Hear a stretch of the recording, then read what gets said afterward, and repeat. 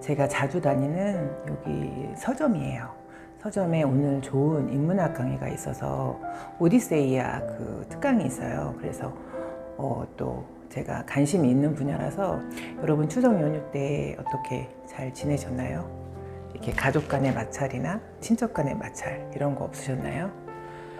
막 이런 어려운 시간들이 있으면 우리가 보통 정말 혼자였으면 좋겠다, 혼자가 차라리 낫다, 막 이런 생각 하시게 되잖아요. 그 혼자라는 거, 혼자 된다는 거에 대해서 어떻게 생각을 하세요? 그 둘이 있어도 혼자 같은 사람들이 있고, 혼자 있어도 둘이 함께 있는 것 같은 그런 감정을 갖고 있는 사람들이 있죠. 여자가 혼자 산다, 내지는 남자가 혼자 산다. 그러면 가장 먼저 뭐가 걱정일 것 같으세요? 여자는 아무래도 경제력이 가장 문제가 될 거예요. 그리고 남자들은 외로움. 저는 그 별거하는 시간을 제가 7년 가졌다고 말씀드렸잖아요. 그래서 저는 그 시간 동안 정말 많은 생각을 했던 것 같아요. 그리고 또다시 생각을 해보고 후회가 없겠나? 이거에 대해서 재차 반복을 저 스스로한테 했던 것 같아요. 그래서 정작 이혼이 됐을 때에도 그렇게 저는 사실 힘들진 않았던 것 같아요. 이혼을 정말 감정적으로 하시고 다시 또 합치시는 분들이 있잖아요. 그리고 또 다시 이혼을 하시는 거죠. 그거는 정말 그 결혼이나 이혼에 대해서 누구나 심사숙고하겠지만 더 깊은 고민을 해보지 않은 거 아닌가, 그런 생각이 들 때가 있더라고요. 만약에 이혼에 대해서 고민을 하고 있다면 저는 스스로 질문을 한번 해보라고 말씀드리고 싶어요. 무엇이 문제인가에 대해서 냉철하게 생각을 해봐야 되는 거죠. 그 문제의 원인이 무엇인가. 사실 여러분들이 이혼을 생각했을 때는 원인이 여러 가지가 있잖아요. 배우자의 문제일 수도 있고, 또는 금전의 문제일 수도 있고, 또는 시댁과의 갈등일 수도 있고, 이 원인을 정확히 아셔야 되는 거죠. 원인을 아셔야 이게 이혼할 만한 궁극적인 사유인가에 대해서 답이 나오는 거죠. 그 문제를 해결할 수 있는 방법은 무엇인가에 대해서 심사숙고 해보셔야 되는 거죠. 문제가 발생을 하면 원인 제공자가 있잖아요. 그러면 그 원인 제공자와 정말 후회 없이 진중하게 얘기를 해보실 필요는 반드시 있는 거죠. 그래야지 나중에 결론이 어떻게 나든 간에 후회가 없는 선택이 되는 거죠. 가장 적절한 해결책은 무엇인가를 정말 심사숙고 하셔야 되는 거예요. 정말 이혼을 해야만 하는가? 내가 정말 혼자 될 준비가 되어 있는가?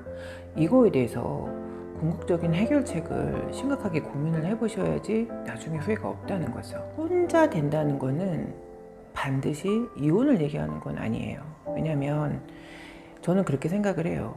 사람이 혼자 설 수 없으면, 홀로 있는 거를 두려워한다면 정작 그런 사람은 부부 관계에 있어도 많은 외로움을 느끼고 살 거예요.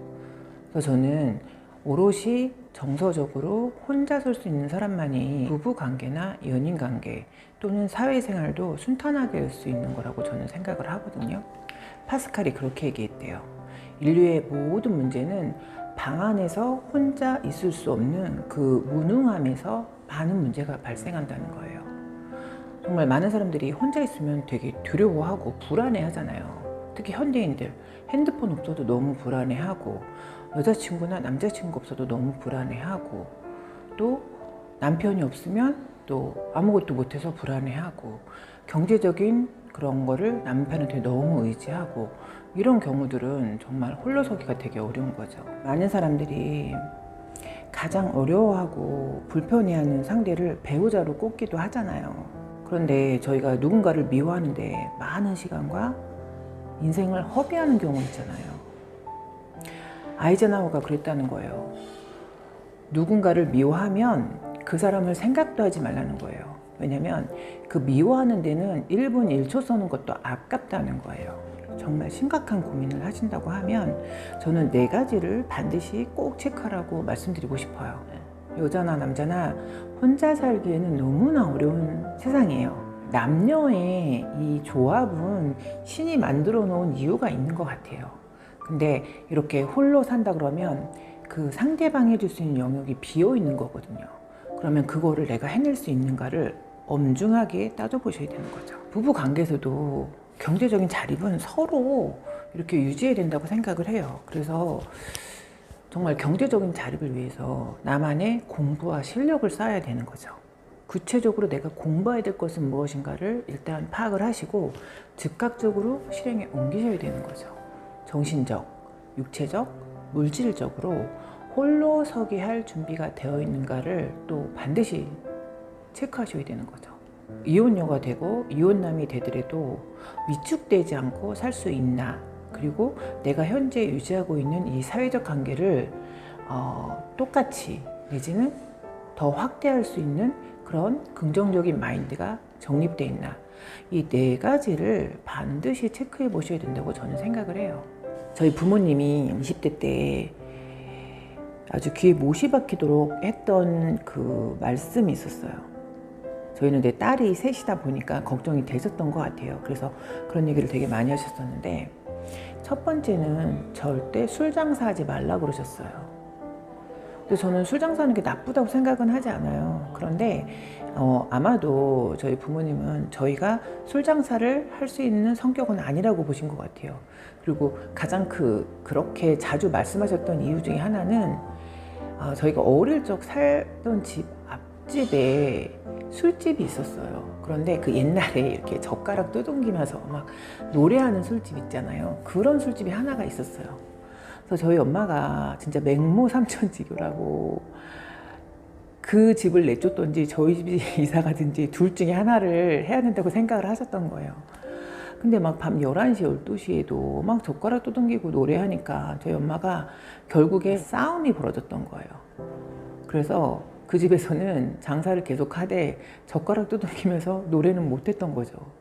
그래서 저희 엄마가 절대 저희한테 20대 때 너희는 나중에 술 장사는 하지 말아라, 이렇게 얘기를 자주 하셨었어요. 저희 아빠가 얘기한 사항이었는데, 전과자만 아니면 결혼은 승낙해 주겠다, 이렇게 얘기하셨어요. 근데 너무 재밌는 게 왜 전과자라고 하셨을까요? 근데 지금 생각해보면 전과자가 반드시 나쁜 건 또 아니에요. 여러 가지 뭐 정치적인 정치범들도 있고, 그리고 어떤 사고로 전과자가 되기도 하잖아요. 근데 아마 저희 아빠가 형사 생활을 되게 오래 하셨어요. 그러니까 이제 그런 범죄자나 전과자를 많이 보다 보니까 아마 그렇게 말씀하셨던 것 같아요. 남의 가슴 아픈 집은 절대로 사지 말라, 이렇게 얘기하셨어요. 이 세 가지를 저희 부모님이 그렇게 강력히 주장을 하셨는데, 제가 그래서 그 남의 가슴 아픈 집을 사지 말라, 이 뜻을 그땐 잘 이해를 못했어요. 커서 생각을 해보니까 그 망해서 나간 집 있죠. 뭐 금매로 내놓거나 경매로 넘어간 집, 이런 거 사지 말라, 이렇게 얘기를 하셨던 것 같아요. 경제 공부도 하고 이 책 저 책을 읽다 보니 저희 부모님의 교육 방식에 약간의 오류가 있다, 이렇게 생각을 하게 된 거죠. 술 장사가 그렇게 나쁜 것도 아니고, 전과자가 반드시 나쁜 것도 아니고, 또 가슴 아픈 집을 사는 게 반드시 나쁜 것도 아니에요. 그 가슴 아픈 사람을 경매로 구제해 줄 수도 있는 거예요. 경제관념이 전혀 없었던 거예요. 그런데 제가 이혼과 동시에 그렇게 많은 채무가 생기는 경험을 처음 해본 거죠. 그때 제가 정말 인생의 바닥이구나, 이런 생각을 제가 정말 심각하게 했었었죠. 그때는 마음이 너무 힘들고 피폐해서 어떤 공부를 해보겠다, 다시 일어나겠다, 이런 생각을 아예 못했던 것 같아요. 저는 늘 말씀드리지만 지금도 늦지 않았다, 저는 항상 이렇게 생각을 하고, 서울로 오랜 동안 그 독서 모임을 다녔다고 말씀드렸잖아요. 근데 그 독서 모임에서 우연히 그 경매 쪽에 유명하신 분이 그 저자 특강을 오신 적이 있었어요. 그래서 제가 엄마가 경매는 하지 말라 그랬었는데, 그러면서 우연히 그 강의를 듣게 된 거예요. 제가 그때 그 강의를 들으면서 무식이 죄다, 이런 생각을 또 했습니다. 제가 여러분들도 이제 모르시는 분들을 위해서 말씀을 드리는데, 그 정말 채무가 많으신 분들은 그 경매로 집을 정리하지 않으면 그 집은 매매나 어떻게 그 채무를 갚을 수 있는 방법이 없는 거예요. 차라리 경매로 털고 다시 시작하는 게 더 빠를 수 있는 거예요. 그 강의를 들으면서 알게 된 거예요. 제가 얼마나 공부가 안 돼 있고 얼마나 부동산에 무지했으면 그런 생각이 드는 거죠. 그 저자가 쓴 책 말고 제가 어느 날 그 제목을 보고 그 눈에 딱 드는 책이 하나 있었어요. 저랑 약간 입장이 비슷하다. 그래서 제가 이 제목을 보고 이 책을 읽어봤어요. 사서. 이게 뭐냐면 보이세요? 싱글맘 부동산 경매로 홀로서기, 이렇게 돼 있는 책이에요. 근데 이분이 보니까 유튜브에서 굉장히 유명하신 분이에요. 그 서민갑부에도 나오셨었고, 이분이 꿍꿍나리, 이런 별칭으로 되게 유명하신 분이더라고요. 부동산에 대해서 1도 모르시고 정말 혼자가 돼서 무엇을 할 수 없겠다 막 이렇게 걱정하시는 분들이 혹시나 있다면 이 책을 한번 읽어보시는 것도 되게 좋을 것 같아요. 이 책은 단순히 부동산 책이 아니라 이분이 어떻게 해서 돌싱이 되고 돌싱에서 애를 어떻게 키웠고 이 부동산 경매를 통해서 어떻게 일어났나, 이거를 되게 잘 정리했어요. 리얼리티 있게. 그래서 제가 읽으면서 내가 그때 이 사람의 반만이라도 따라갔으면 이렇게 많은 시간이 공중으로 날아가진 않았을 텐데, 이런 생각이 들더라고요. 지금 생각해보면 정말 부동산에 무지해서 겁도 없이 막 등기 안 내고 이 연체료 과태료 이런 걸 그냥 7년을 끌고 가고 이거를 그냥 현금으로 다 내고 막 이런 무식한 짓을 했었어요. 제가 경기가 반토막 나는데 막 집 날리고, 이게 저의 그 무지에서 비롯된 것 같아요. 그래서 지금은 이런 책도 저는 책을 아주 다양하게 읽고 뭐 어느 책을 읽고 안 읽고 이런 거 없이 그냥 다 읽습니다. 그래서 지금은 이런 부동산 경제책도 많이 읽는데 제가 읽으면 읽을수록 참 무지했다. 그리고 이런 책들을 20대 읽는 사람 굉장히 많잖아요. 30대에도 많이 읽고. 근데 제가 그때 안 읽었기 때문에 저는 지금이라도 반드시 읽고 통과해야 되는 거죠. 제가 이렇게 많은 시간을 통과하면서 느꼈던 게 뭐냐면, 그냥 주시는 거는 없구나. 반드시 내가 많은 노력을 하고 그거를 통과해야지만 나한테 더 나은 시간을 주시는구나.